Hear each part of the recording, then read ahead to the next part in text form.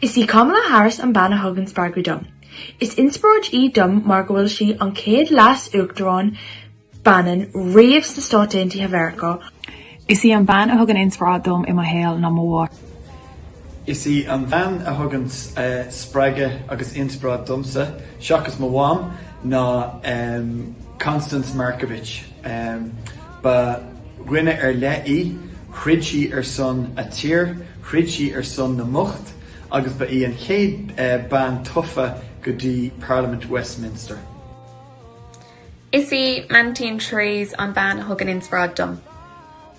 Is í bhean thugann spreagadh agus inspirad domsa ná an seolga tainam tá Campus College. Word van a thugann spreagadh domsa ná an lecre sport Katie Taylor agus freisin Vicky Phelan ar fridin son cearta na man sa chóir sláinte. Sí mhuam an ban a thugann spreagadh dom. Is í an bhean a thugann inspirad dom ná Mhuam. ná mhuam. An bhean atá ránathe go a thug inspirádom agus méid fása níos ná an bhean seo má bhúntóir tíreolaíochta Mrs. Rice nó Má Rice an las anam a bhí orthaí nuair bhís ar scáil ag fás níos be na cúhal mé bhí aspa féin bhuiína onam ach bhil si mé creid si go láidir onam agus sppraag si mé gur féidir le aon rud a bhaintach sa saoil. Ban bhrá lomsa a chéalóra inniuh ná me cheanmhathair hain. Cé nach bhfuil si timpeall níos mó, bhí tionchar olmhór eici ormsa agus ar mahéal agus thug si an spreagadh dom. Is í an bhean a thugann inspirad dom ná mo ddrifor. Thugann mhuam agus Mary Robinson inspirad dom. Is í Sinead Burke an bhean a thugann inspirad dom.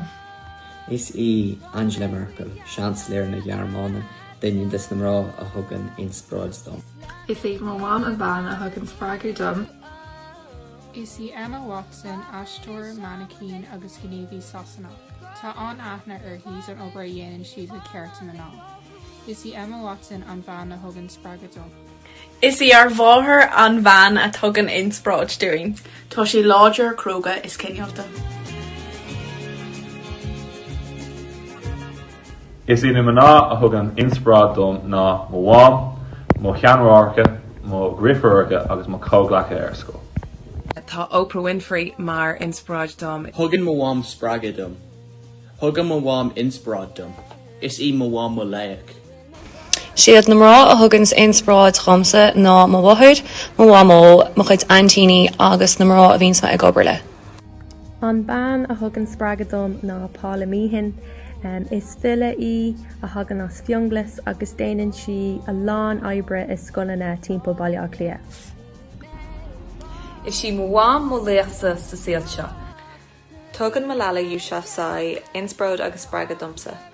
Tá clú agus cáil ar hís cinnte mar an ban is óga a bhíonn ag tríd agus ag denmh agóda ar son Oideachas do Bhanás sa Pakistan. Thugann Scarlett Johansson inspirad dom.